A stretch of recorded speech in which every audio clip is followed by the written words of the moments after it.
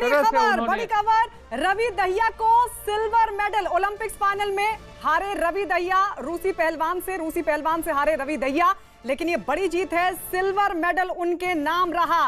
रवि दहिया को silver medal, final तक पहुंचे, बहुत बड़ी बात, बड़े गौरव की बात देश के लिए।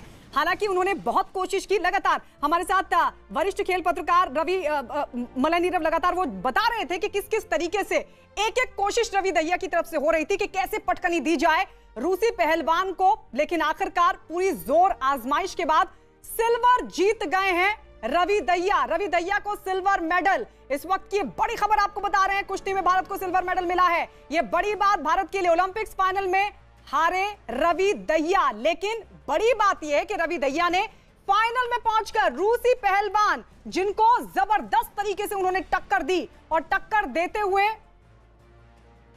उनके हाथ सिल्वर मेडल लगा है।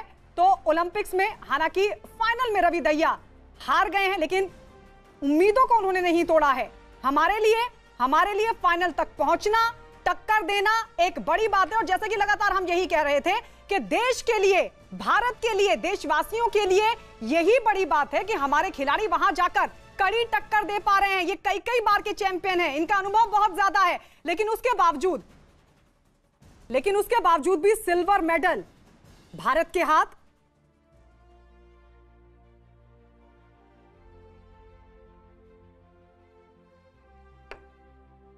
और इस वक्त योगेश्वर दत्त हमारे साथ फोन लाइन पर जुड़ गए हैं। योगेश्वर दत्त जी, किस तरीके से देखते हैं कड़ी टक्कर रवि दहिया की तरफ से, सिल्वर मेडल हाथ? देखिए बिल्कुल, और हमें इस मुकाबला ऐसा कड़ा ही होना चाहिए, चाहे कोई पहलवान जीता, रशियन जीता या अगर रवि जीता, तो मुकाबला ऐसे ही होना चाहिए। बड़ा अच्छा मुकाबला लड़ा है और हमें सिल्वर से संतोष करना पड़ा। पर हम चाहते थे कि यहाँ पे हिंदुस्तान को गोल्ड मिले, पर हार ही चलती रहती है और सिल्वर मेडल मिला है, बहुत बड़ी बात है ये कुश्ती से। और रवि ने जो प्रदर्शन किया है वो बड़ा काबिल तारीफ है, जिस तरीके से फाइनल तक का सफर उन्होंने तय किया, और आज भी बड़े अच्छा दिलचस्प मुकाबला था ये। और बस थोड़ा जो रशियन वर्ल्ड चैंपियन और पहले की कुश्ती भी हुई है, थोड़ा वो जो दबाव होता थोड़ा, उसकी वजह से जहाँ तक मेरे को लगता है उसका जो प्रेशर था वो कि पहले कुश्ती रवि हार चुका है वर्ल्ड चैंपियनशिप 2019 में इससे। पर मुकाबला बड़ा अच्छा था और ये चलता रहता, और रवि का भविष्य बड़ा उज्जवल है। अभी ये कुल 23 साल का हुआ है, अभी तो 2 ओलंपिक खेलने का और इसमें मादा है, और ओलंपिक चैंपियन बनने का दम रवि दहिया में है। योगेश्वर जी, लेकिन क्या, क्योंकि आप इस पूरे मुकाबले को देख भी रहे थे, क्या कुछ अनुभव में रूसी पहलवान के मुकाबले कम था, वो एक प्रेशर? देखिए रवि सीनियर में बहुत कम अभी टूर्नामेंट खेला, सीनियर के वर्ल्ड चैंपियनशिप खेला, क्योंकि 2 साल से कोई टूर्नामेंट में, अभी एशिया चैंपियन बना था, थोड़ा अनुभव की भी थोड़ी कमी रही है।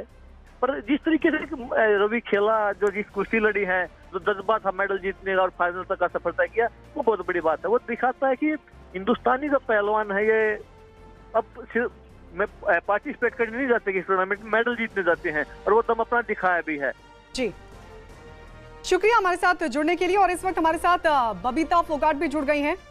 इस पूरे मुकाबले को आप किस तरीके से देख रही हैं, कहां पर चूक दिखाई देती है?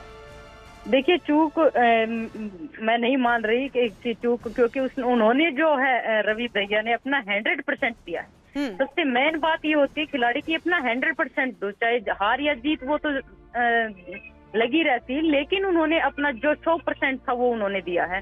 और उन्होंने हार होने के बावजूद भी लोगों के दिलों को जीता है। तो मैं ये मानूंगी कि वो भले ही वो हारे हो, लेकिन दुनिया वालों के, देश वालों की नजर में वो जीते हैं। मेरी नजर की मैं बात करूं तो वो जीते हुए हैं मेरी नजर में। बबीता, देश की नजर में भी वो जीते हैं, वहां तक खेलना, और आप तो बखूबी समझती हैं, वहां तक जाना, पहुंचना, खेलना, और देश की उम्मीदों का वो जो एक प्रेशर होता है, वो भी कहीं ना कहीं जाहिर तौर पर एक काम शायद हो सकता है कि रवि दहिया पर भी रहा होगा वो प्रेशर। बिल्कुल, देखिए प्रेशर हर खिलाड़ी पे होता है, जो भी देश के लिए खेलने जाता है बाहर, तो हर खिलाड़ी पे प्रेशर होता है। उस प्रेशर को झेलते हुए और अच्छी परफॉर्म करना, अपना 100% देना, वो अपने आप में बहुत बड़ी बात है। और जो कि रवि दहिया जी ने अपने परफॉर्मेंस में दिखाया भी है कि उन्होंने जिस तरह से परफॉर्मेंस दी है और जिस तरह से वो लड़े, आखिरी